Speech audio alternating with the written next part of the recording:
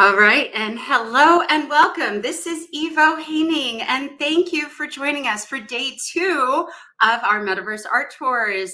We are going to be jumping across many different WebXR and immersive worlds with a number of great artists today, coming to us from 2 or 3 different worlds, depending on how far we get today, include Brian, the Hebrew Hammer Krawitz there, Suzan Ozlin, and joining us from Topia, where we are going to start today's tour, we have Della Burford, and we also have some other artists joining us inside the Topia world.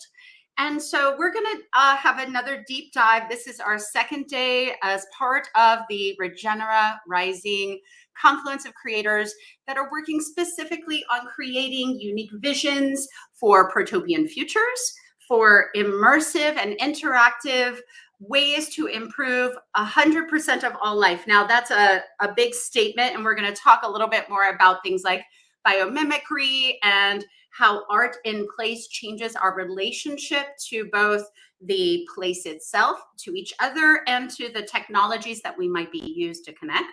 And we're going to talk about some really interesting interactive art here. So Della, I'm hoping that you are hearing and seeing us well. I can see you smiling. Excellent, excellent, excellent. So I'm hoping that you're going to take us on an exhibit through Dodo Land in Topia. Is that correct? Exactly. All right, all right. So I'm gonna go ahead and let that be full screen for a little bit. You see our little avatar there on the top of the screen, and let's go for a tour. Show us around, Della. Okay. Well, I'm privileged to be one of the artists of the Design Science Studio for Buckminster Fuller Foundation, and part of this program encourages the artists to make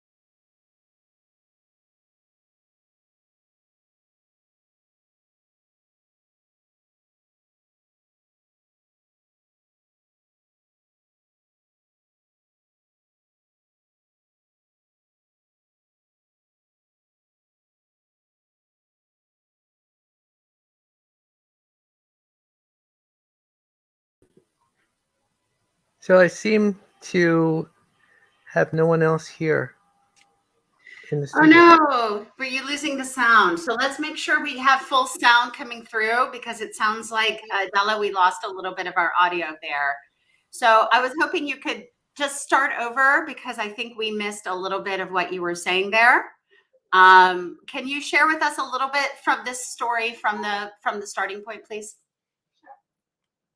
So, my name. Should I introduce myself as well? Please do. Please do. Okay. My name is Della Burford, and I'm an author and artist and part of the Design Science Studio of the Buckminster Fuller Foundation. And one of the things we're encouraged to do in the program is to create Topia.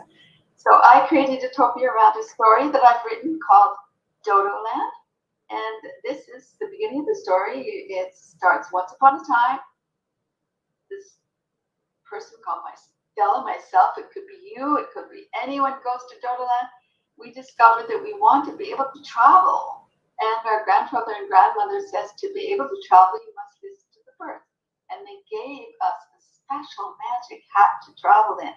Anyways, that's the beginning of the story. And this land is about going to Dodo Land. You go past the moon. Oh, cool. You go to meet Neptune, the king of the sea.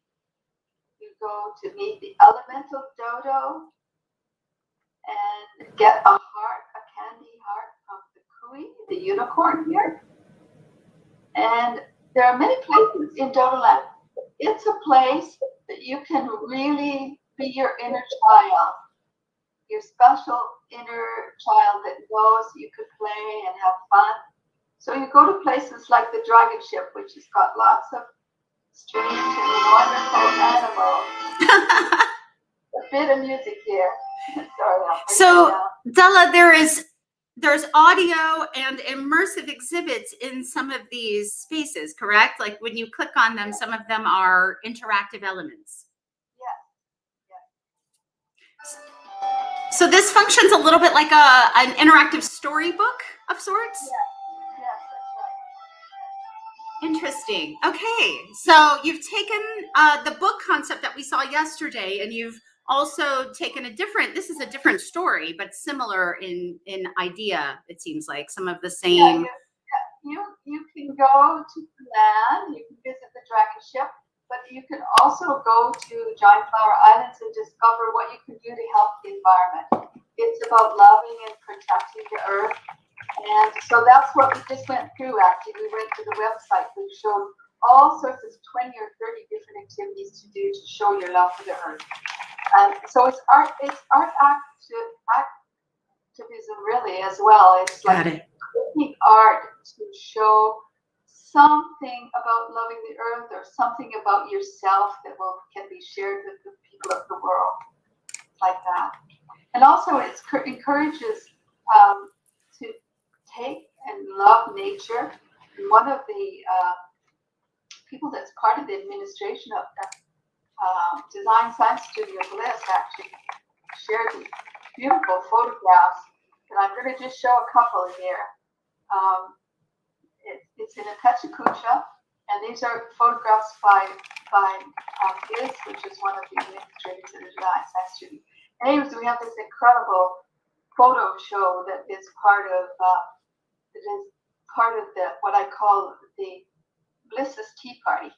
And we encourage people to take photographs of nature, all the beautiful things in nature. Just show your love for them by taking photographs. Down below here, you see there's actually a map of the whole land. And it's very small, but you can kind of get an idea of it. It moves in a circle.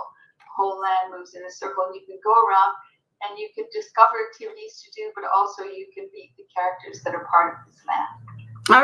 All right. So this is, as I understand it, one of many connected Topia experiences that include these were in some cases your books that have been translated into this interactive worldscape, right?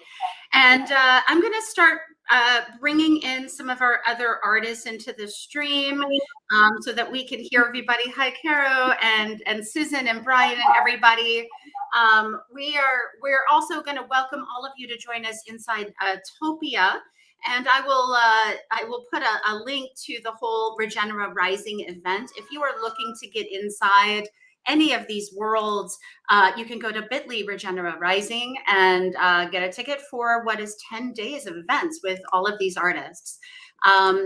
So I see a leprechaun has joined us, and Brian, the Hebrew Hammer. Hi. Hello, everybody. Hi. Hi. And I think a leprechaun, aka Mark, is one of our artists who was part of my cohort last year at the Design Science Studio as well.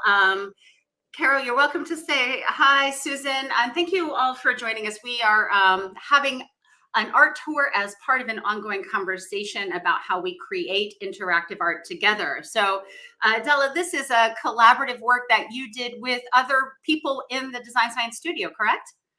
Well, actually, this is created around my book called Dodo Land, and I've got lots of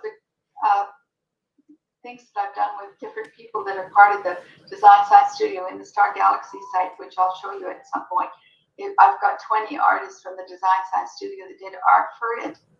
Excellent. And some of them created stories and poetry and other things too. So and, this is one of the things that I do in this particular site of Dodo Land is we create mythical stories. So these are some students that have created mythical stories, and of course that's part of one of the activities that can be done in the Dodo Land site. Makes sense. Makes sense. Lots of mythical stories are created in the umbrella of Dodo Land, and then they become stories to show our love for the earth or to build visions or lots of different things like that. So I see here in Dodoland, you've got a link to 20 countries dancing. You've got a Japanese experience. And this seems like a very international adventure, especially it seems great for kids if people wanted to bring their kids over. It's great for all ages, actually. It's not just for kids, but that experience of 20 countries dancing is, my husband and I got invited to go to Jeju Island, Korea to tell this story. And we saw 20 countries dancing. And we took photographs of them, and those are some of the photographs. But Dodoland has been around for a while. It's a site on the internet that has been around 25 years. Excellent. Excellent. It's had 2 million visitors visited. So when I became part of the Design Science Studio, I thought, hey, it could become part of Topia too. And so it's got many lives. It's been performed in New York for 7 years. It's had many lives in many countries. Got it. And so, yeah. That's fascinating. So you started off with this work, and then you decided to work with others to create a collaborative work. So while this is decades of inspiration, it seems like your mythic world. This is the sort of nexus of your mythic world. And then you went and created a new piece, which is the Star Galaxy for the World. Is that right? Yes, we'll go in there now. So we're going to teleport, and we'll see how this works. And I might have to intervene to see if I can make that easier.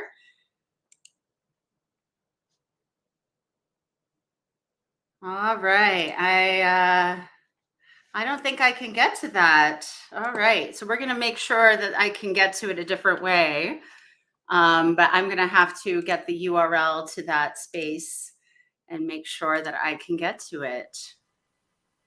That's a Star Galaxy animated short. How do I get to the world? Here we go. I found it.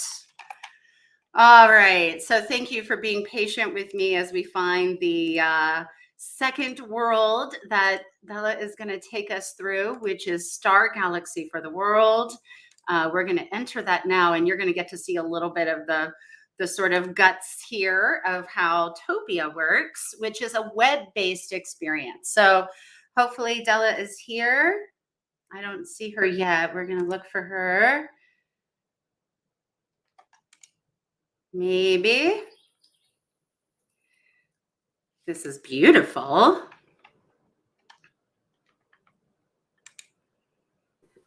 And I have not found Della yet. I feel like I'm walking through a comic book, or I'm walking through like Mist, or something that just evokes childlike memories when I'm walking through this. It's amazing. Right? So Topia, there she is. Hi, Della. All right. All right. So I think we're coming back. And Della, I'm going to have to do that magical follow with you again. This Petracucha's here is a poem by Luke Hosford. There's Petracucha's artwork by 20 different artists in the Design Science Studio. They're divided into 3 different Petracuchas. They're very beautifully done. Anybody's interested.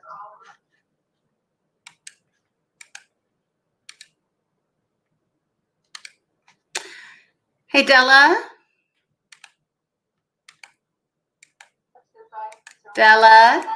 Della, stop, please. Hey, Della. Oh, hi. I can't follow you anymore. You're going to need to give me another follow. Sorry. You're moving too fast for me, and I got to follow you. So I need you to give me a follow.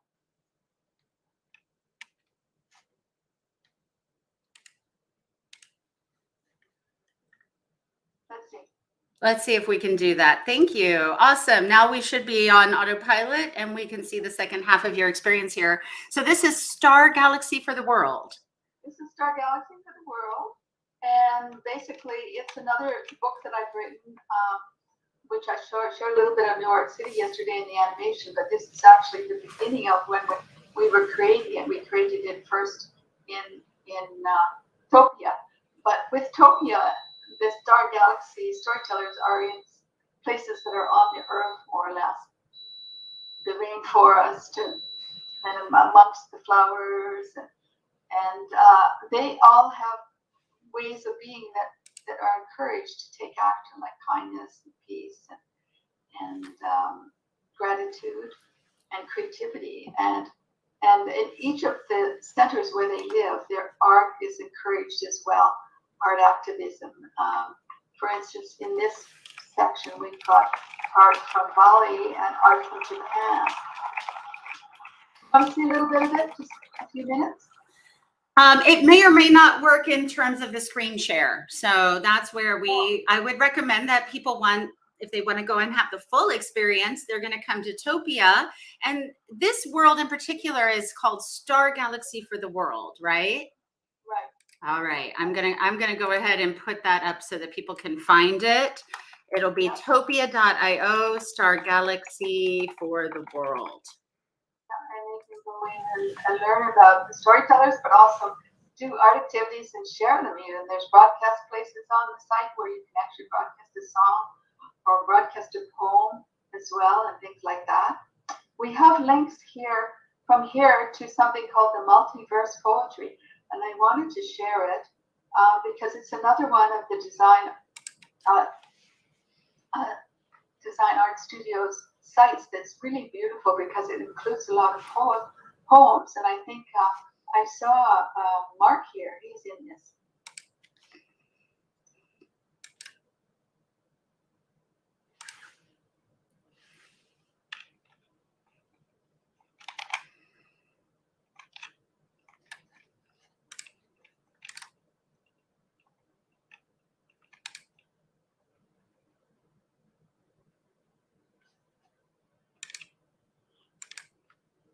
Hey, Della, you got to send me a follow every time we jump. Oh, follow up. Thanks. Otherwise, I lose you and we can't hear you. Okay. There we go. Thank you. Awesome. Okay, so this is Mark's World, a leprechaun, correct? Yes. He can talk about it. All right. I think he is not in StreamYard right now. He might be available if we pop in and say hi to him to join us here. Otherwise, we'll send a link so that folks can come and find this space. I'm super curious what the crystal owl is. Oh yeah, lots of different beautiful things. Excellent. So Topia is what we see here is sort of a 2D interactive environment that includes avatars and video and collaborative potential. And there's a lot of different types of media you can bring here. So you've obviously brought multimedia and spatial. It seems like Mark has brought in quite a bit of video, poetry. There's a lot of different ways to mix your content in these kinds of environments. And so this is a fun place to sort of collage together, it seems like. Yeah, it's incredible. The artist can, like Mark right now, is reciting a poem, and there were Luke and Mark and Mira and Moni, of course, all shared their poems on this site, which is actually Moni's site, and it's beautiful. You go in and you just click on the painting, and then all of a sudden you see the person recite the poem. It's really beautiful. Moni is the one who built this one then. Moni built this. Okay, great. I think she actually built it last year, and this is the new version this year, which Julian Ramirez helped her do this year. Technically, he worked it out.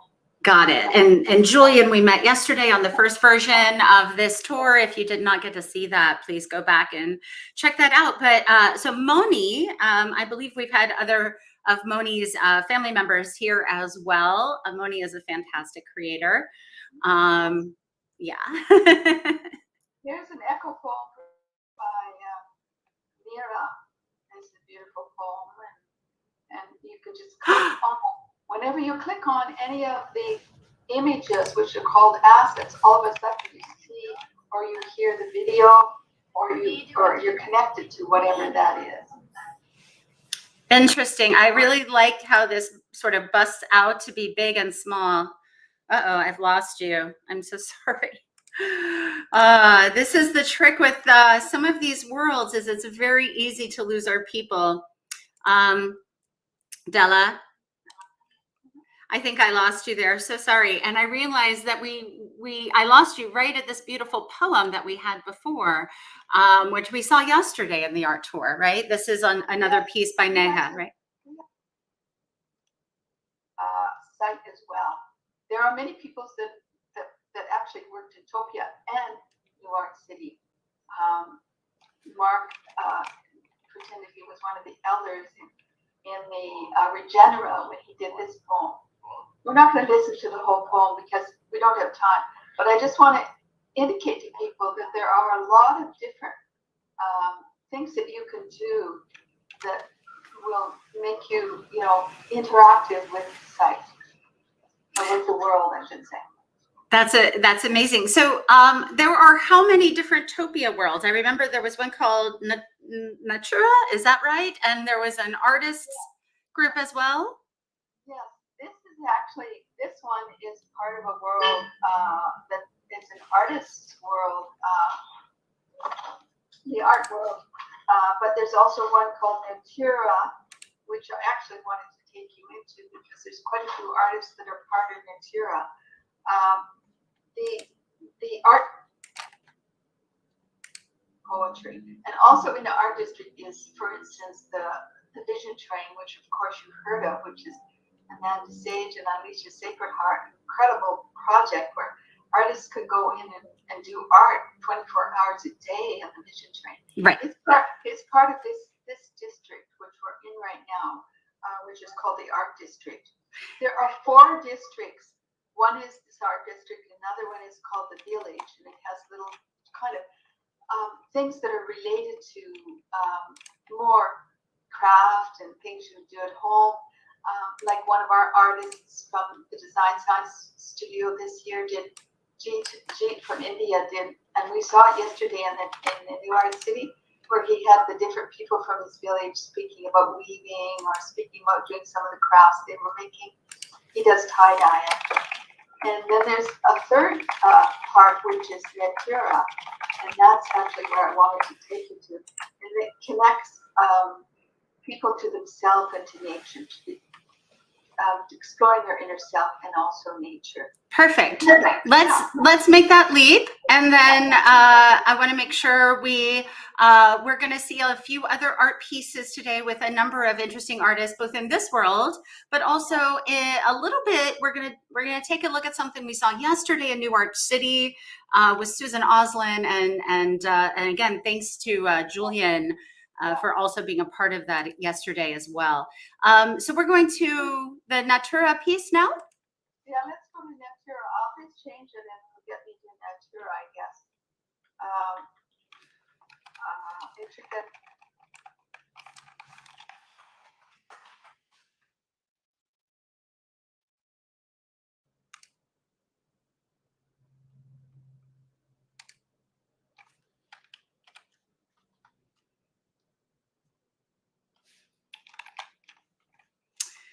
All right, and I see that we have Suzan.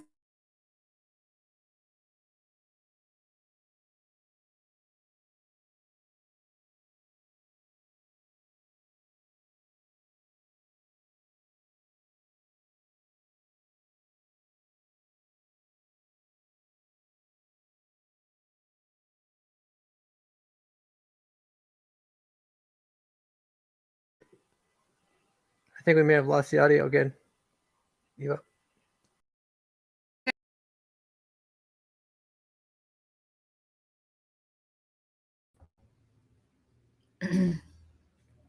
I've lost video. You've lost everyone, and I apologize. That was me there, and that was quite an adventure we had. Sorry about that, Susan. We were just getting to your art. It's okay. Yeah, I know. That's how it goes, isn't it? All right, so we're going to go back to the world of Natura, and let's see. I think we have you and me here, and hopefully Della can find us again inside. But I hope you're seeing this with me. Yes. We are in what is the next exhibit. And this is your work, correct?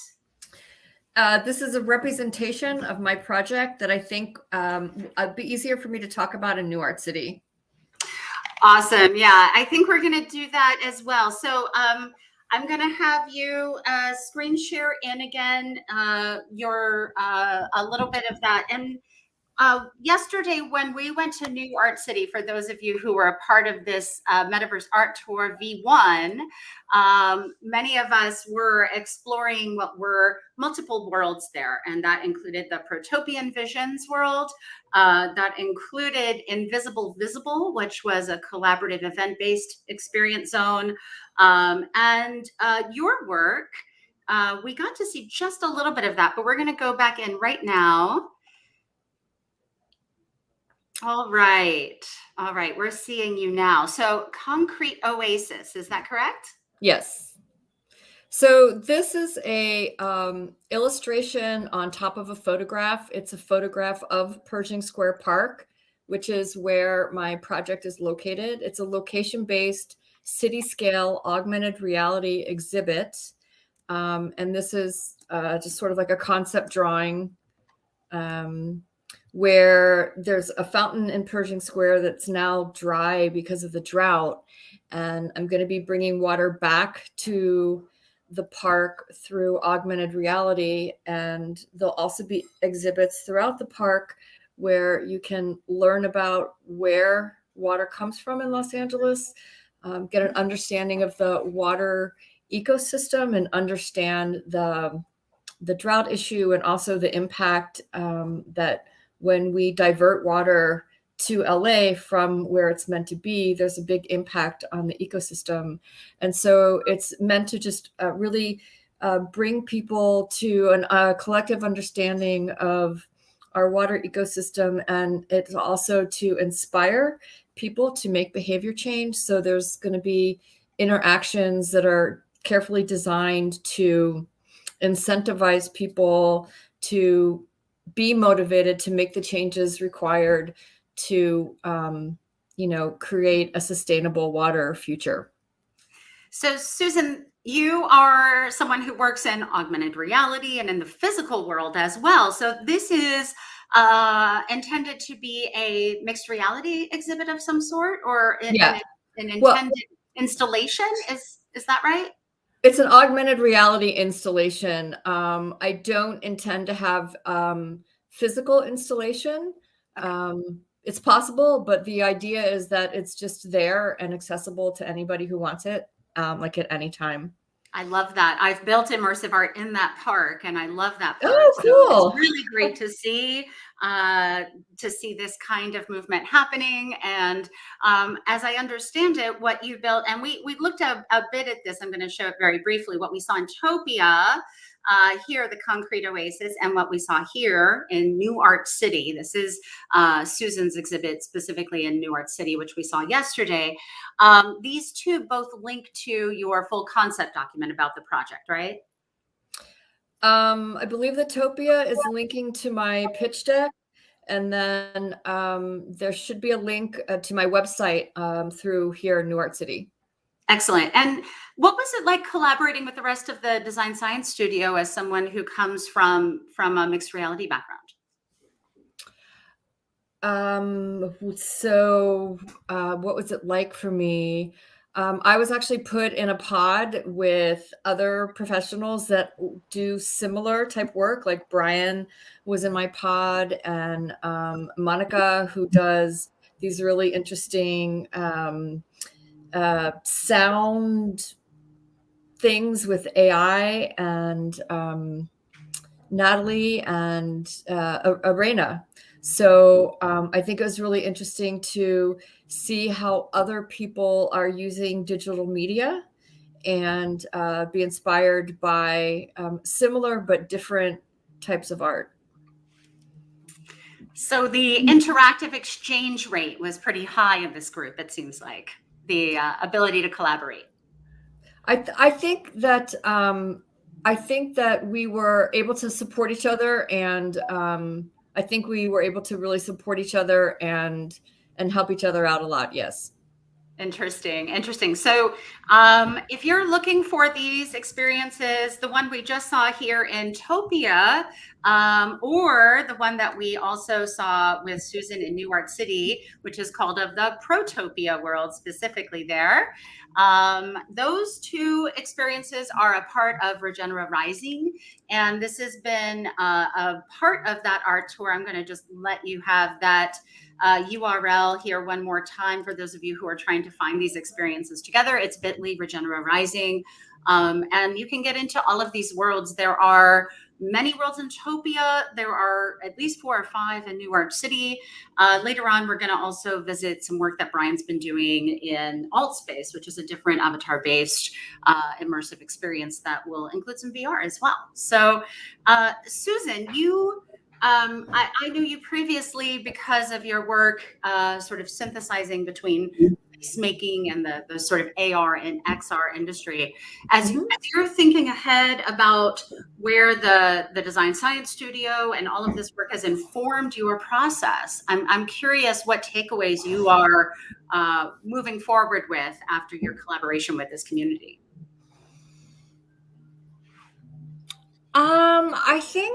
I think a deeper connection to the earth, a deeper connection to the community and like-minded people, and just I think a deeper resonance with some of the issues, and really more than anything though I think it's a very hopeful community, very forward thinking about positive change and not nihilistic about the problems, but really people that are actively involved in making a difference. And it's really great to see that and to be in a community that's, inspiring in a positive way and really not just about the earth, but also about each other and ourselves, that, in order for us to be available to make a difference, we have to be available to ourselves and to each other.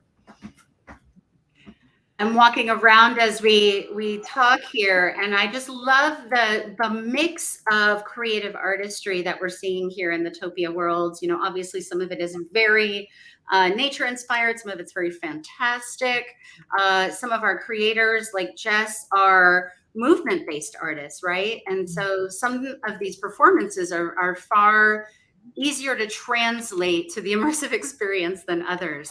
Oh, that's beautiful. Look at that. It's fascinating to me how we all end up sort of building onto each other's work. And I think Della is a great example of that, like learning to figure out how to bring in other collaborators.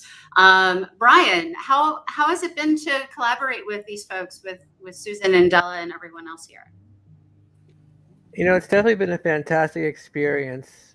One of the things I really appreciate most about it is everyone, not only do we have very similar skills, but we have such different skills that we sort of complement each other. So not only was I and everyone else able to mentor, but mentee at the same time. So it was probably one of the most remarkable experiences I've had with any group I've been in. Besides Burning Man, of course. Same kind of thing. And if you look at this world, it does look a little bit like Burning Man. It has aspects of that sort of exploration of playa culture and like going from art experience to art experience. And honestly, this tour grew out of what we used to do at Burning Man. We've been doing the Burning Man art tour now since 2003, 2005 on the web. And there are now almost 20 years of archives of this kind of interactive art in collaboration with each other. This is fascinating to me that we've got this whole sort of transport system that is airship based, by the way. I don't know how the rest of you like that, but I'm a bit solar punk in my leanings, and I kind of dig it. It makes me happy. Yeah, it's pretty cool. See, you can travel to the art district, you can go to Natura, you can go to Agora, and which is Bucky's lab, and there you can see all the different things. Each one of them is different. One of them is technical, one is more artistic, and the other one's more inner self. It's beautiful. So the Agora And that is a center of knowledge as well. That word comes from a very old word. If any of you have studied Hypatia or the history of Alexandria, there's a lot of beautiful history in the word agora. The Arts District obviously has this very almost burner-like personality to it as a vast art landscape. And Natura has a lot of the biomimicry that I put art there last year. Many of us have installations that have carried over even from the 2021 cohort as well as this year's cohort. So that has been a very quick tour of the Topia side of these experiences. And I wanted to take some time to also jump over to a second part of our world. But let's pull this out because it's going to try and eat my computer if I don't. And I'm going to go ahead and close our Topia windows so that we can be a little bit more present with each other here today. By the way, for those of you I haven't met yet, it is great to connect with you. I help work with many communities, including folks in open metaverse interoperability and in other aspects. One of the tools you saw me using here earlier that you see on the side right now is called Animaze. That's almost like a VTubing avatar persona that gives me a virtual cam. And that's part of how some of us are able to jump between multiple worlds, right? Also to have interoperable avatars to jump between worlds. So if you see me, sometimes you will see me in this persona, sometimes you will see me in other personas as well. I believe that as Brian comes back in the next few minutes, he's going to restart, and then he is going to be taking us into another experience zone, which is honestly how I originally met Brian before he was part of Design Science Studio. And while I was in there, Brian, who we're going to bring back into our stream now, Brian was a creator, and turns out that we had crossed paths as creators in other lifetimes and other personas. I had also met his wife, whose lantern dress we saw yesterday. And I was just astonished with some of the interactive art that Brian has built and has built community for. And so we're going to start with the experience of community. I'm going to go ahead and take my Anime's avatar off. But if you need to have a conversation across worlds, sometimes it helps to have multiple personas. So I wanted you to be able to see a little bit of how the magic is made from behind the scenes. I think Brian is going to share with us now. And so we're going to jump in to the beautiful world of AltspaceVR. And this is an exhibit I first saw at I guess it would have been BRCVR 2020, the multiverse experiences. And we did some art tours during that time. But Brian, I'm hoping you're going to talk us through a little bit of what we're going to see today. Some of this looks familiar because we saw aspects of it yesterday. Now I'm going to bring up a photo, for example, for those of you who joined us yesterday, you may have seen these lanterns and also a bit of what Brian's about to share with us. But in the New Art City zone, obviously there is less detail. When you're trying to do something straight to the web, sometimes things need to be simplified and reduced. But now we are in AltSpace, which is a VR platform that runs via an application and a little bit more strength and capacity, robustness. So Brian, I'm hoping you're gonna take us through, and any of our artists, feel free to stay on or jump out as you need to. You are welcome to stay in and be a part of this community experience as long as you'd like. Great. You know, I'm actually open to an open conversation. We can definitely have a discussion. Normally when I go over these worlds, I like to do an ideation to actualization and sort of answer questions while I'm doing the tour. It's just really nice to be able to share that experience that way. It's actually my favorite part of Burning Man, is to actually share how I create things and go back and forth with questions and answers of, you know, how to do it with something else. So one of the things that you may have not seen, Evo, I don't know whether or not you saw when they did the update, but AltSpace updated their platform to something called Universal Render Pipeline, which is a bunch of Unity technology jargon. But I was able to actually create much more detail on the textures in Unity Sanctuary here. And I remember yesterday I explained what this was inspired by, but what I'll do real quick is I will explain Again, just real quick, the Chinese Beyond Borders theme camp and project that my wife started that inspired this whole thing.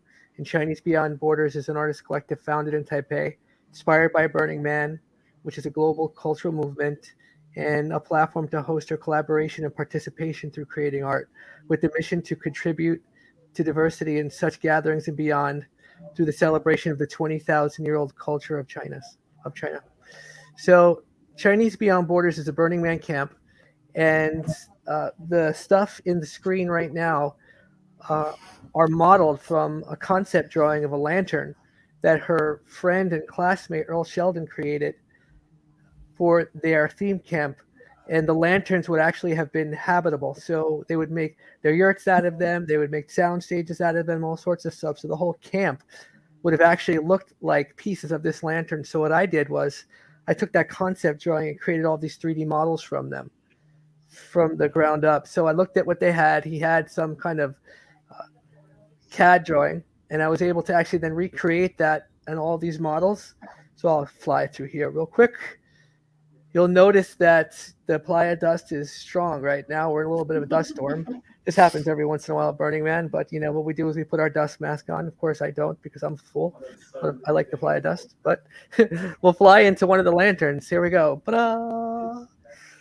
Within this lantern is a sculpture that I created called Life Within Itself. And Life Within Itself was a memorial for my dad who passed away in 2017. Through the luck of virtual reality and the fact that BRCVR in 2020, the one of 8 multiverses for the Burning Man universe during the pandemic, I was able to actually take one of the 3D models that I created for this actual sculpture that I brought to Burning Man. So I actually brought this. In Unity Sanctuary, this sculpture is about 20 feet tall. Of course, in reality, the sculpture was 6 feet tall, but it looks almost exactly the same as it did on Playa. I was able to recreate all the brass textures, wood textures. I added a little bit more pizzazz with this visualization inside of this hexagon, a little bit more pizzazz than the LED sculpture that I created did, but it was pretty close. And what happens is you'll see a lot of sacred geometry within this. The sacred geometry is actually in many different formats. One, the hexagons are actually showing an abstract of the Fibonacci sequence. And I have the flower of life in 2 versions. I have the flower of life in the middle, and the flowers on the hexagons are actually a derivative of the flower of life, where the circles are getting smaller as they go towards the center. Now, all of this represents life. Now, this side of the sculpture, of course, it's the awkward one because I like to start on the other side first. This side faced the sunset, and this side represents death. Of course, I hate starting the event with death, so let's get to the beginning first. Here, we get to life. Here we go, life. This side is what faced the sunrise at Burning Man, and this represents life. And the flower of life pattern behind it represents life itself. And the other side faced the sunset, representing death. So life within itself is the full cycle of life on Earth. And these circles within circles on the hexagons, getting smaller and smaller and smaller, going towards the center, actually represent my abstract vision of the infinite path of life itself.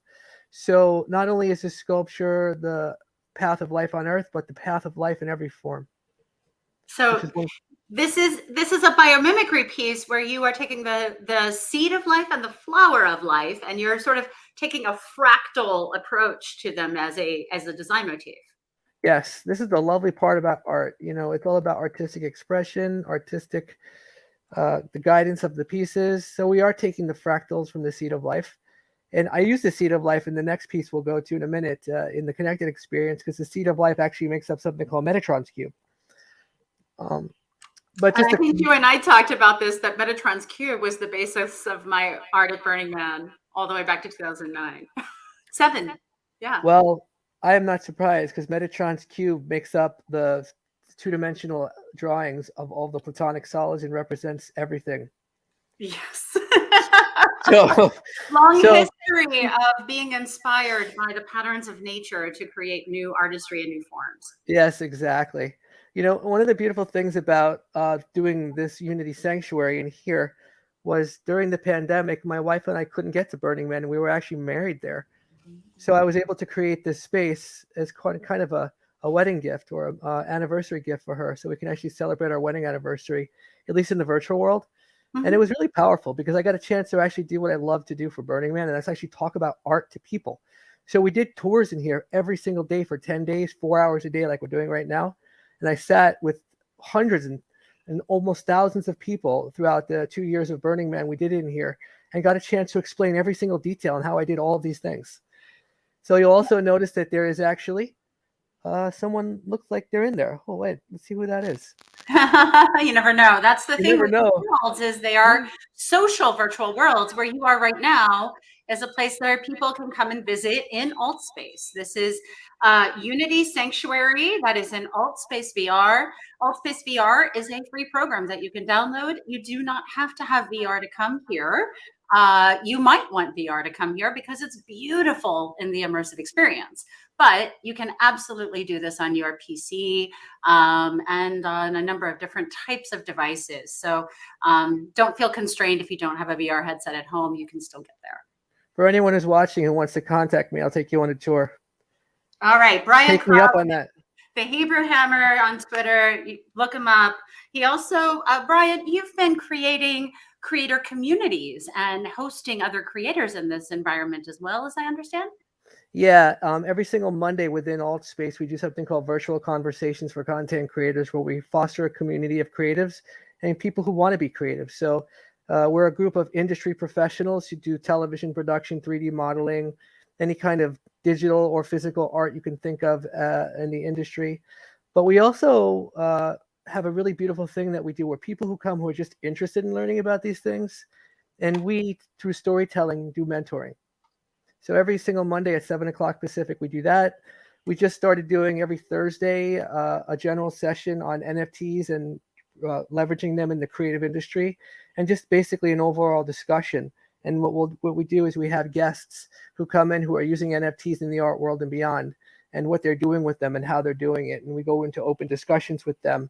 And my co-host is actually not only a film producer in Vancouver, he's also the co-founder of Starwire, which is a crowdfunding platform based on blockchain for film and music. And what they do is, if you buy an NFT, you give funds to a liquidity pool, and then part of this project, you can actually submit an idea for either something to do with music or film, and then the community votes on it. And all this money that's in this DAO, which is a decentralized autonomous organization, it's like everyone owns it.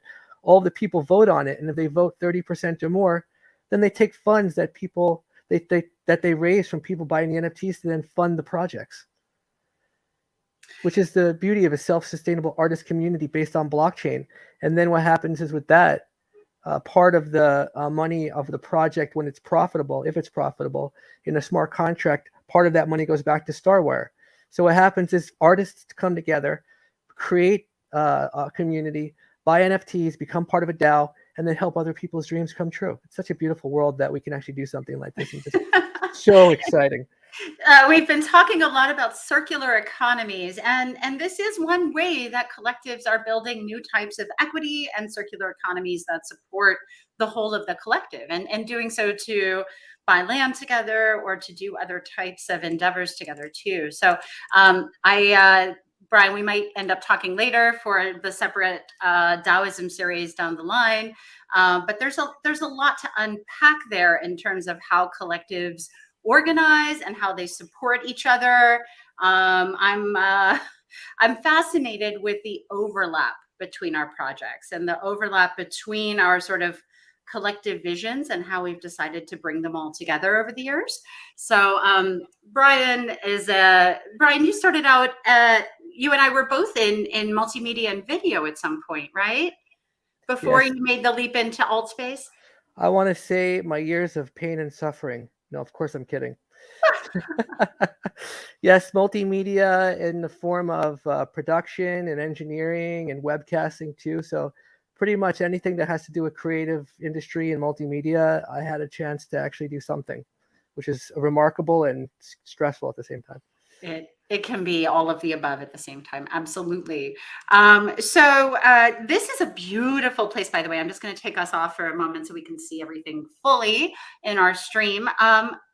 This is a riff on platonic solids here, but I remember seeing this space a year ago and it didn't look this pretty. So tell me what you've been doing to really work with these textures and interacting. Like, that's not just a shader trick there, right? What are you doing there? Well, one thing I had to do was learn magic. So after I learned some magic, I was actually able to start working on things. And magic is by learning how to use the software. So it's actually definitely although it's not so hard to do stuff here in AltSpace, to get stuff to look sort of like this is a little bit complicated. So I actually had to dive deep. And when AltSpace did an update on their platform, I was actually able to edit some of these shaders, and the shaders are the materials. Actually, a shader, what that is, it's the software or the coding behind the material. So with this one, where we're looking at that looks like electricity, which was also in the Unity Sanctuary, it's actually translucent. You could see right through it. And what I did was I created a transparent material and made something called the render texture, and then put a video on it. But what I did was I was able to do another cool thing in 3D modeling called UV unwrapping. So then I was able to actually take every single side of every single one of these objects and then make it flat. So play the video on it like it would be playing the video if we put it back together again. So it gives that illusion of sort of a force field or electricity running through these things, which is the exact look I wanted. I wanted to be able to have the appearance of what looked like translucent energy, and not just a video screen. So what you could see here is there's so much of nuance when you could see through the objects, through the other ones, into the other pieces, and it just adds that life to it. And I feel that this is the real beautiful thing we can do in virtual reality. So what I'll do is I'll fly through here real quick and quickly explain what's going on here. We have the platonic solids floating in the air, and I'll briefly explain the platonic solids. This is something called the Connected Experience, everyone. Sorry if I forgot to mention that the Connected Experience is actually the project that got me into the Design Science Studio. And if you'll notice on the ground here is something that looks like a bunch of circles. This is Metatron's cube, and Metatron's cube is the center of the flower of life or the seed of life, and the circles that touch each other, and the lines that all go through it, although it looks like a bunch of diagonal and hexagonal sort of insanity almost. If you take them apart and really look deeply into them, they're actually the two-dimensional abstract, drawings of each one of these three-dimensional objects called the platonic solids, like if you would looked at them on a piece of paper drawn. And each one of them is a platonic solid because each one of the sides is the same kind of shape, and each one of the angles to make up each of these things is the same inside of each one of them. And there's 5 of them in the known universe. There's one thing here, by the way, that looks like a star. That's actually called the Merkaba. The Merkaba, although is not a platonic solid, it's still also in the Metatron's cube. So it's part of this. And the beautiful thing is, we'll start here. The dodecahedron represents the 12-sided pentagon platonic solid. It also represents the universe. The Merkaba is the pathway between the universe, or earth and heaven. And if you look here, coming up, there's this 8-sided polyhedron, which is called an octahedron. It's got 8 triangles for sides, and then that represents air. And then next to it, we have the hexahedron, the cube, which we were just in, that represents earth. The icosahedron, 20-sided Dungeons and Dragon dice looking thing, represents water. And the tetrahedron, the pyramid, represents fire. So the beautiful thing about all of this is I have an entire story, and anyone who wants to dive a little bit deeper into that, it's actually in the explainer when we first came in here, but also on my profile page. I created an entire story based on mythology, based on fact, based on some fiction that I created, and wrapped it all around this beautiful story of the energy of flow. And the energy of flow starts up there in the rhombic dodecahedron, which is actually a 4-dimensional object. It's one of the mystical potential 6 platonic solids in some lore, but not quite. It does have some of the attributes of a platonic solid as a 4-dimensional object, but not as a 3-dimensional object. So I decided to start the story there as the flow of energy comes down into the universe and sort of makes its way through the Merkaba and through the octahedron and the hexahedron and so on. And I created actually a set of superheroes called the Sacred 6. Each one of these objects or platonic solids is like their lair or their vessel of power in the universe, where they can communicate with everyone. Each one of them is based on one of these platonic solids, and in the story as well.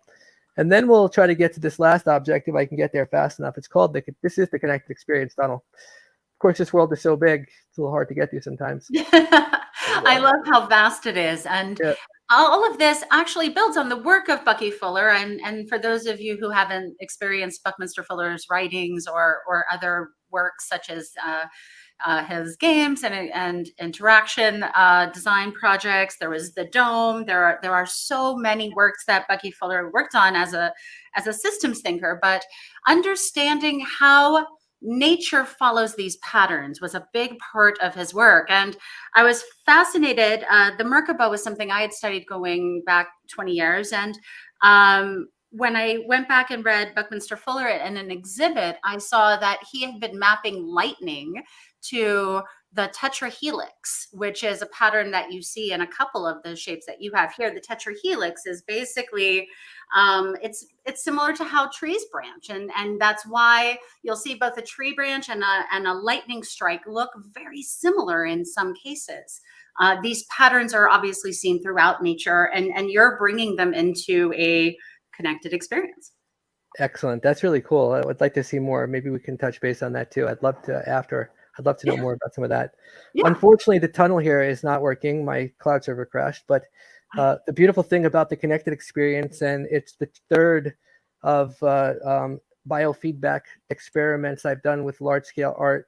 This world connects actually to your biofeedback through a MIDI connection. So what happens is you're able to put either an HRV, which is a heart rate variance, or an EEG sensor on, and your brain waves, your heart rate, control sounds that would happen in this space, and the tiles within this tunnel light up in different colors, which I have an example in a video that I could share after. But the reason I wanted to do something like this is to show people how powerful they are. I've worked with so many different experiments of art where it connects to your biofeedback. And one of the most beautiful expressions I see is when someone puts a headset on and their brain waves create some kind of an experience within the art. And the first thing they ask me is my brain actually doing that? And when I say yes, it's just like this moment of awe. And it's remarkable. And one of the reasons this is so important is because it's one of those things that help us with the adoption of technology. Now people see if their technology is creating this beauty around them, then, cognitively, maybe they understand that this technology is not here to kill us or hurt us. It's kind of here to help us. So that's kind of the whole entire purpose of all of this. All of this is kind of using artistic expression to help translate highly complex terminology and scientific ideas and studies and things like that into a way that's more digestible for anyone to start from there and see the art of everything and the beauty of everything through art. Wow. It's going to take me a moment to really bring all that back together, because you've given us so much in that fully connected experience. I will say that I'm eager to bring in my keyboard and try things not just with brainwaves, but also with music and other types of interactive experiences, because what you've done here is you've created an interactive art object that can be played by multiple people anywhere in the world, correct? Yes. And when I get it back up and going again, I will definitely have you in there, because it's so beautiful to be able to play the world through a piano, because the way the signal works is through MIDI, which is, it already existed in Altspace. I'm like, wow, it already exists. We could totally do that. So that will be, I have a video that I can actually show that shows an example of what it looks like in a minute. But there's one more special surprise I want to take us to. And all right. This is a test, only a test. Uh-oh. It's a last minute one that I brought in a couple of weeks ago. And I was able. The experimentation zone. Welcome to the experimentation zone. I was actually able to call my friend Elliot Shields, who 10 years ago made a model for a sculpture that we brought to Burning Man called the Men's Amplio. And voila, in AltSpace, we have the first representation of the Men's Amplio. I worked on this brain sculpture. I actually did the brain tree. I designed the brain tree. And this was the first thing I ever worked on for Burning Man that used EEG. And this was the thing that we actually used when we were going to teach science through art. Whoa, wait. What art installation was this again? This is called the Men's Amplio. Men's Amplio, MENSAMPLIO. Men's Amplio is Latin for expanding the mind. And it's actually to scale. So this was a 20-foot tall sculpture. And my friend Don Kane designed the head and the brain part. And of course, my brain tree wasn't this intricate, but I designed the brain tree on the inside, all out of acrylic rods, and we used EEG headset from Mindwave and a Raspberry Pi. And on the playa, your brain controlled the lighting sequence. It looked like that. People waited online for an hour at Burning Man. What year was this? 2013. I'll have to send you some information. I would love to see this. So that would have been one of the years where I would have been doing the art tour out there. And if there are recordings, we might have those from the previous art tour years as well. So awesome. It's amazing how all these things come back to life and are having a second life here as well. All right. So we've got a little feedback there. I'm not sure where that came from. That was interesting. Brian, it seems like you've been able to take these ideas and spin off a number of interesting interactive experiences that the public can engage in together, and that sort of bridge some gaps for folks between maybe lost events, festivals, and other things, but also that give people a sense of connection over space and time, that give them a sense of perhaps belonging in case of community, or a sense of creative connection as well. Where do you plan to take this work next? What are you looking forward to? You know, one of the things that I really look forward to doing is taking every single one of these ideas I've had and gained and all the experience I've attained over the years, and create global experiences in all reality. So the connected experience where I actually got this, I want to create all of this in both virtual reality as a digital twin and physical reality as an actual sculpture, to connect the world together through artistic expression and biorhythms, to create a language with their heart and their mind. And in the beginning, I think the idea would be have sculptures like this in museums, science museums all over the world, because it's where it kind of makes sense. But use this entire framework to connect every artistic object on Earth. And I know that sounds kind of bold, but truly to connect every single piece of art on Earth with a digital twin. So anyone on the planet can experience any piece of art either in the physical or virtual world. And I say both physical and virtual because it's so important. I don't want to have people stuck within virtual reality. And I was actually going through an entire conversation on LinkedIn. I had a couple of points I wanted to make. I really don't want to see us go into dystopian world where we put this headset on and it's just so beautiful in there, we don't want to take it off. I want to go into a world where I put this headset on to go visit a place I can't see normally, right, but I also can go outside to something amazing too. You know, I have a sculpture in Oakland. It's of all the great people in history. It's a monument like that puts Mount Rushmore to shame. One of my favorite places to go under the wisteria there. I love going to that park. And I take people there. Giant bronze, beautiful amalgam of so many history makers. It's really one of the best sculptures in America. That is the example I show to people first when I give them an art tour, to say this is what makes Oakland so amazing. That is one of the most epic pieces I have ever seen. And I can walk there. It's like a mile from my house. So, I mean, I want to have that experience to be able to be shared. I want someone to go into virtual reality, let's say in Denmark, to be able to go inside that experience. But at the same time, someone's in that experience in Oakland, in uptown Oakland, and able to see people who are in the metaverse in there at the same time. So this is the beauty of what the connected experience is. The connected experience starts with, you know, some of the stuff that I've been working on, but ultimately becomes how we connect all the different art pieces to digital twins to bring people together to have conversations with each other as they are immersed in the art. And speaking of conversations, I'm going to bring Della back in, and she can unmute herself as she's ready. But Della, you are part of this conversation as well. Suzan Ozlin, our other artist today, had to drop off, but I wanted to encourage us to continue this as a conversation, because everything you are describing is about how we learn and are inspired by each other. And today we've looked at a number of different types of metaverse art tour experiences. We've looked at things that operate more like digital twins and concept art from Suzan, and the piece that she's looking to do in a physical park in Los Angeles in Pershing Square. We looked at Della's beautiful work. I'm going to remove this a moment so that we can see Della's beautiful face as well.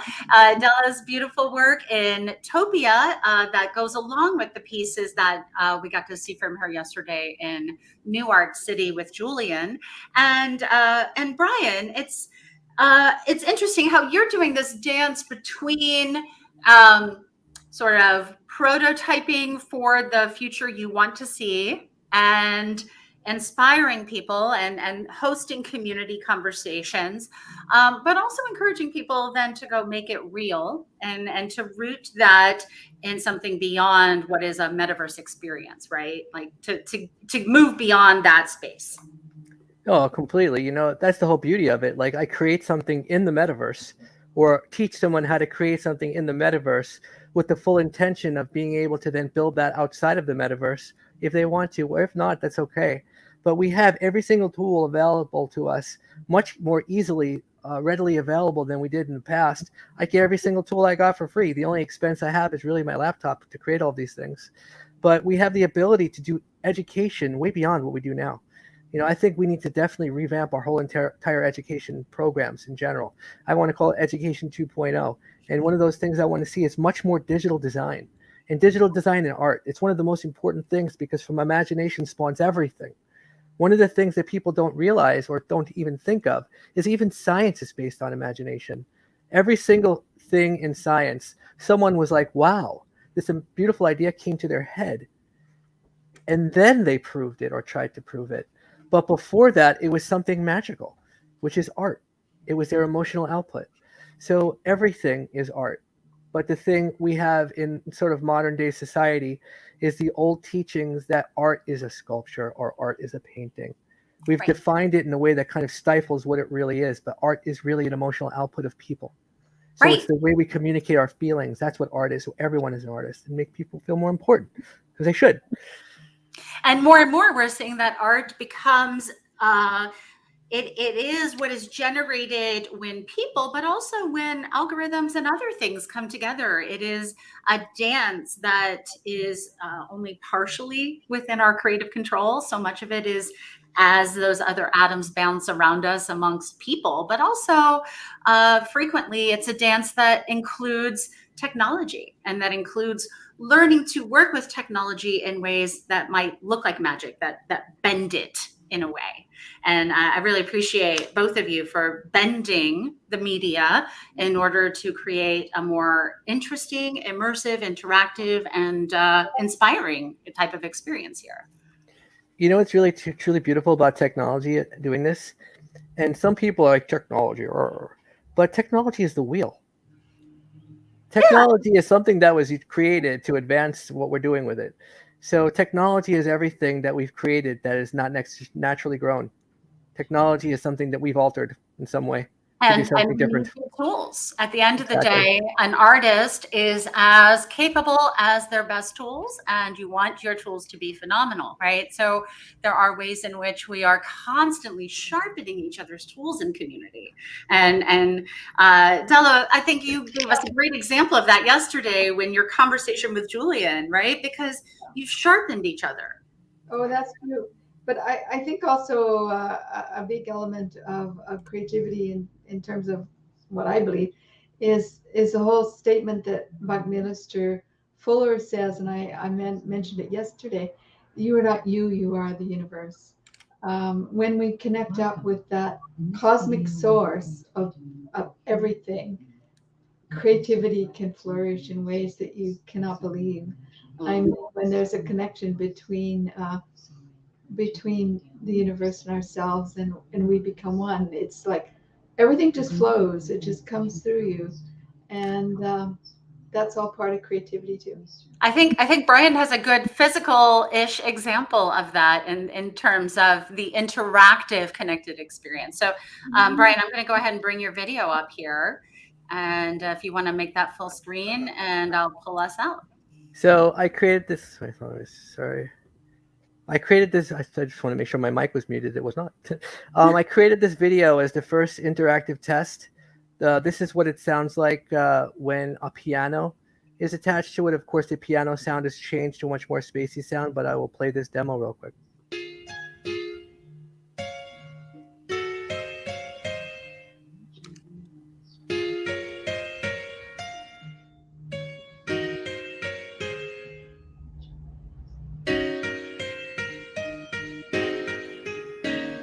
So all of those colors are changing per note.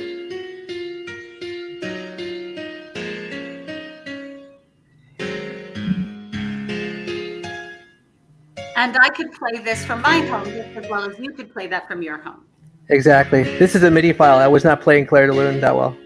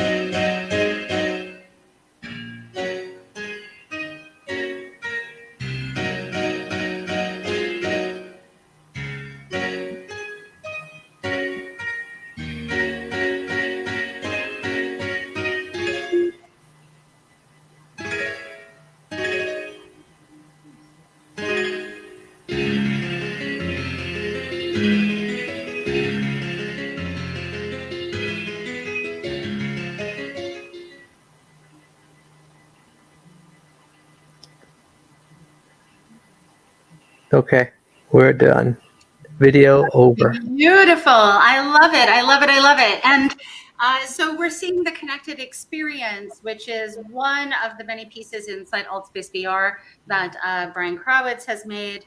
And this is just a small sample of the amazing interactive art that has been made by the Design Science Studio creators. There are now hundreds of creators who've been through the 2 years of Design Science Studio cohorts and have been a part of what we call Regenera Rising. If you are looking for tickets, because there are still tickets for Regenera Rising, and you can go to the next set of events. Those are going through May 1st and all weekend long. You're welcome to jump in at Regenera Rising, and that's bit.ly Regenera Rising as well. And I wanted to show you this very briefly, Brian. We were talking earlier about the Metatron and all of these samples.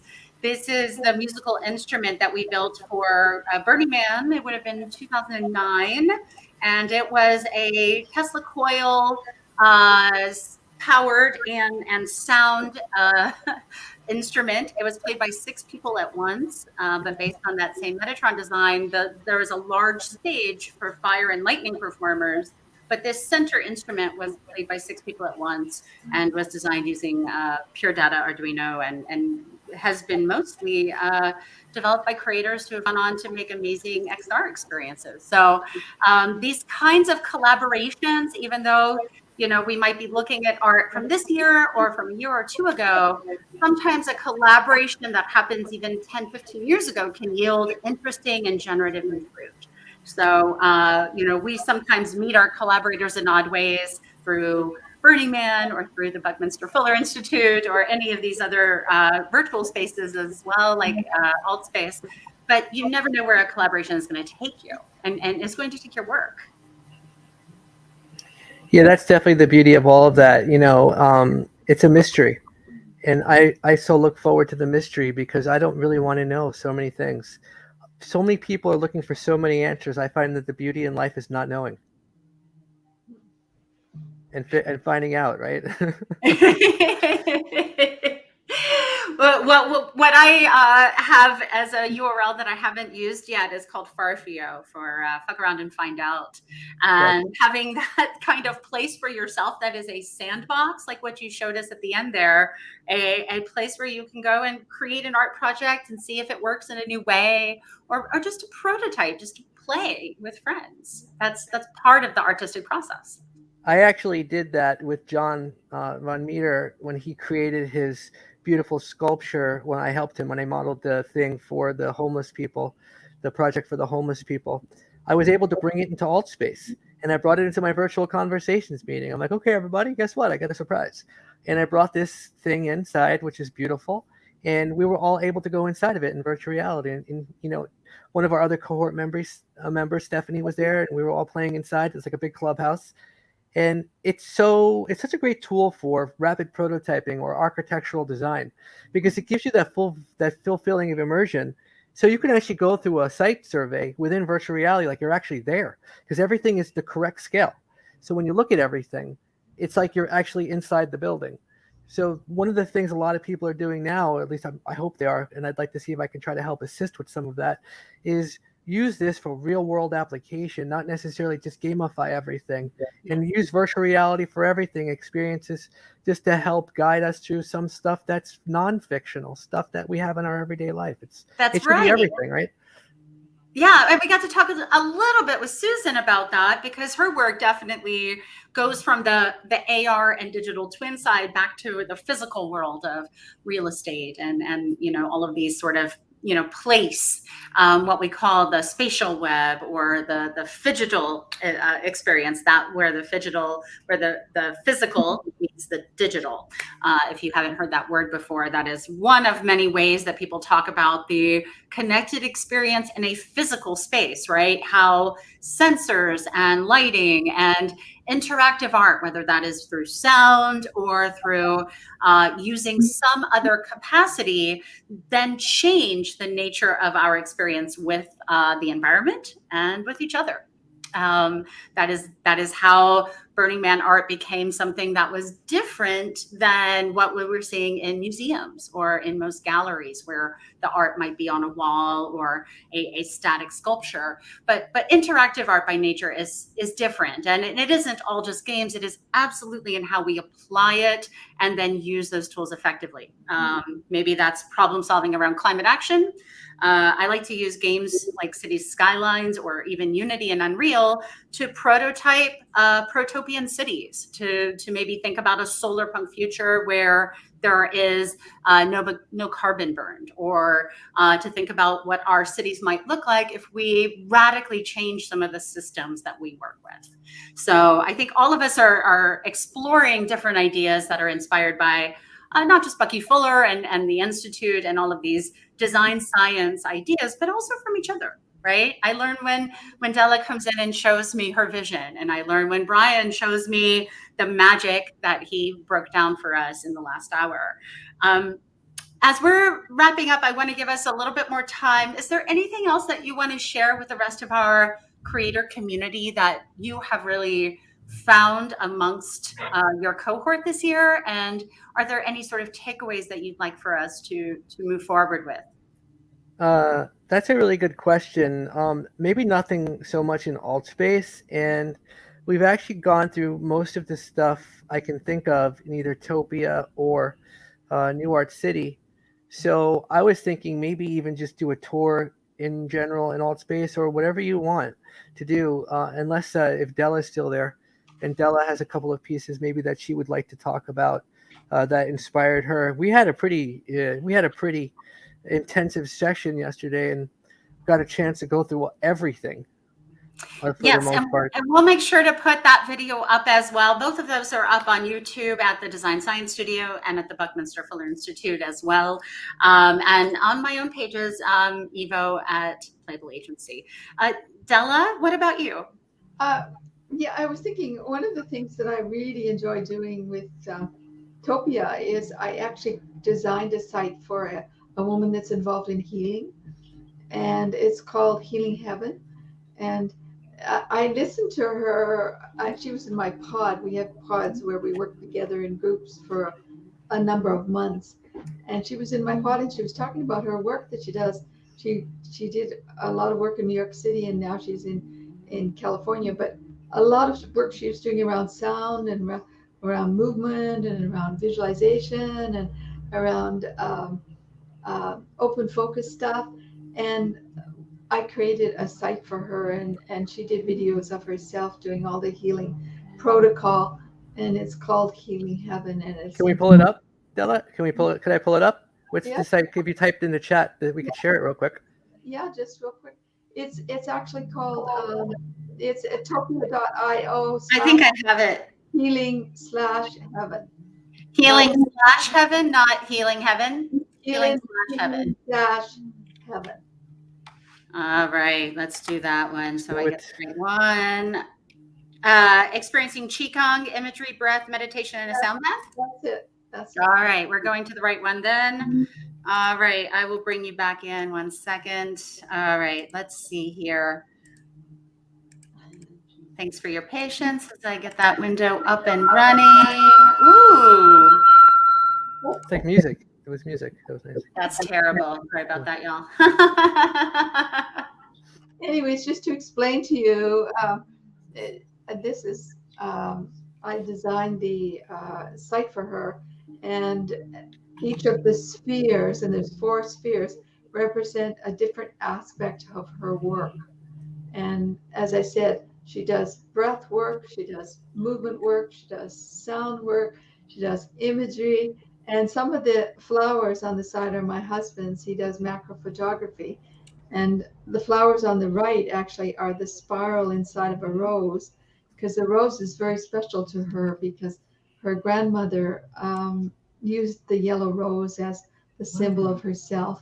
So anyways, this is something I really enjoyed and was glad to be part of the healing messages she gives.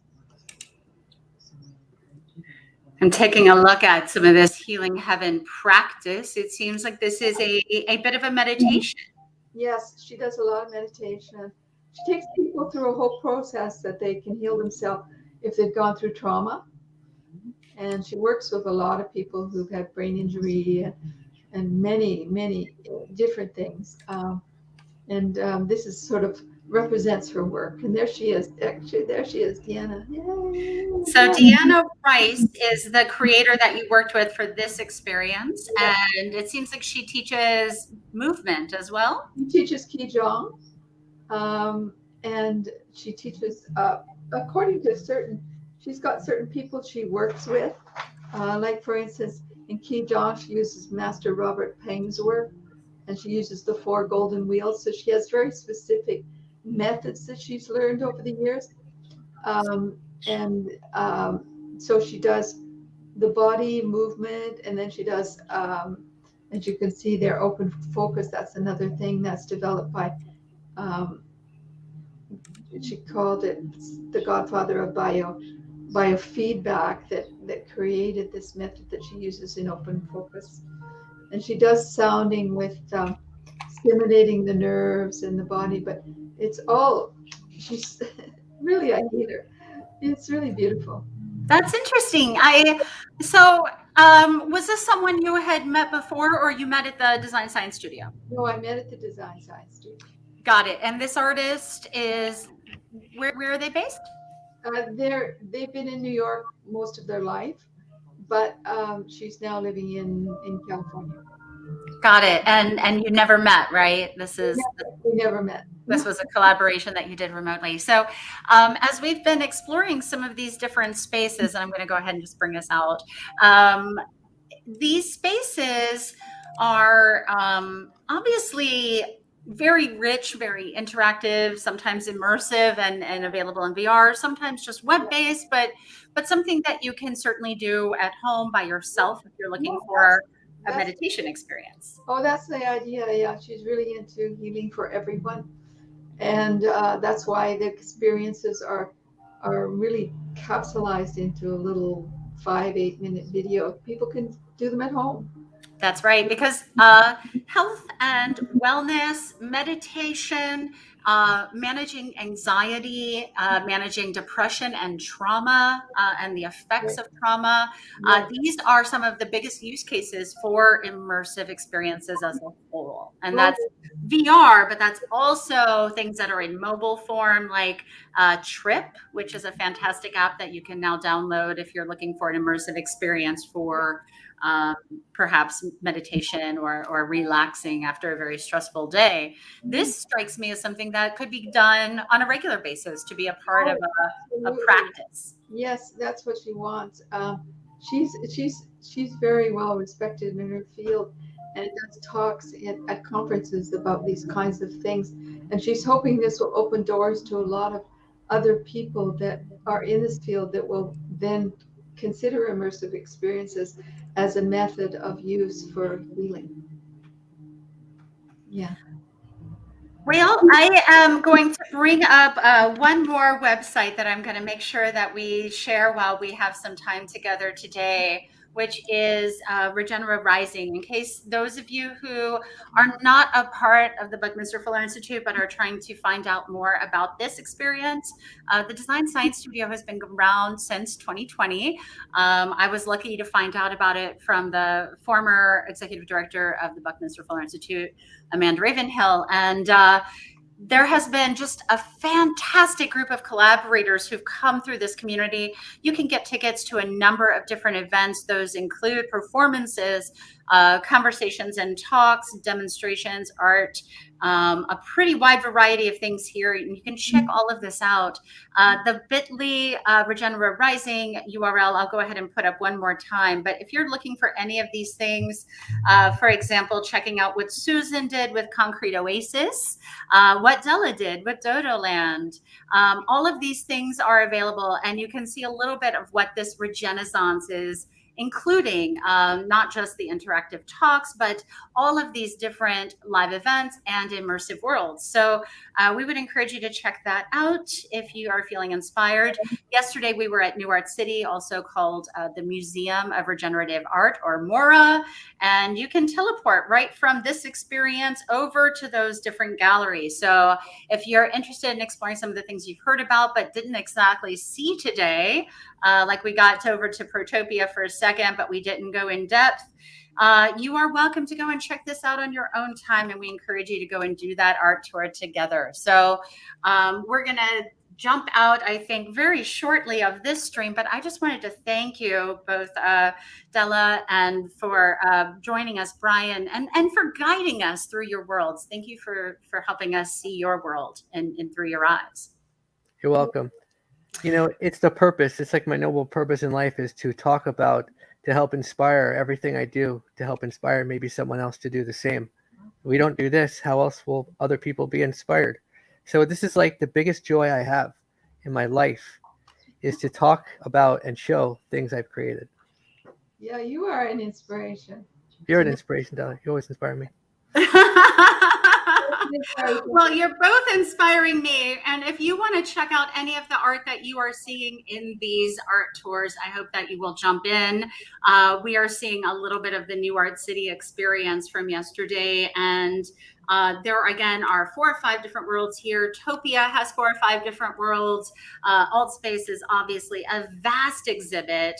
And you can find works here that are tied to NFT collections. You can find works here that are tied to community ventures, to DAOs, to different initiatives that include research, that include art experiences, or that include prototypes of upside down worlds, apparently, which I don't even remember seeing upside down world yesterday. This is fascinating.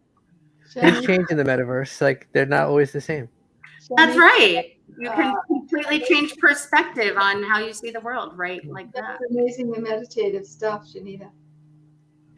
All right. Well, we're going to come back to Della's work here as we close out today. I'm just going to leave it right there for us. Thank you for sharing your work with us and for being a part of this experience together. And hopefully those of you who are interested in Brian Krawitz or Della Burford's work will reach out to them directly. We've seen Star Galaxy for the World today. We saw the Connected experience from Brian, along with, let's see if I can remember all of the names. Oh, goodness. I don't even remember all the names.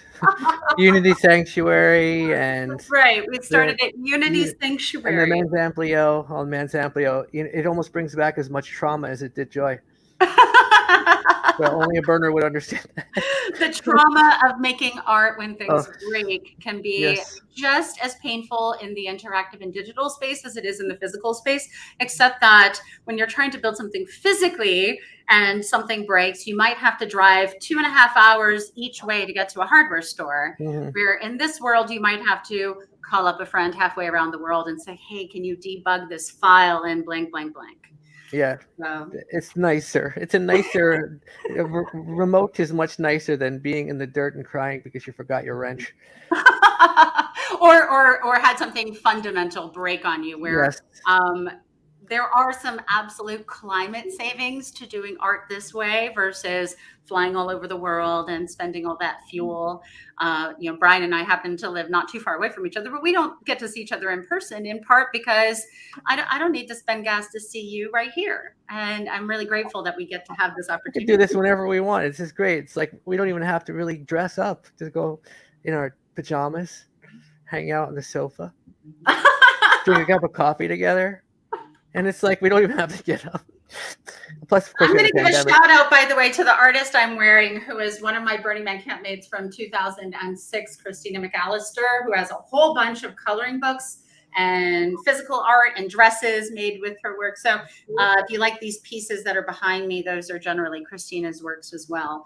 I like to paint, but honestly, I prefer keeping other artists around me to keep me inspired. And it's really great to spend time with you, Della, and with you, Brian, and to sort of drink in that inspiration with both of you today. I'm going to go ahead and close us out with a reminder that you can jump into Regenera Rising anytime. And you are also welcome to support the work at New Art City. You are welcome to visit that anytime, but also feel free to support all of the work of the Design Science Studio and the Buckminster Fuller Institute. They're a fantastic organization. They've been doing this work now for 2 years with all of us creators. And we are just so grateful for all of that support. So from all of us who are here as part of the Design Science Studio, thank you for joining us. I'm Ivo Haining. This has been the second edition of the Metaverse Art Tours 2022. And we're grateful that you've been able to join us. Thanks, and we'll see you inside Regenera. Bye. Bye, everyone.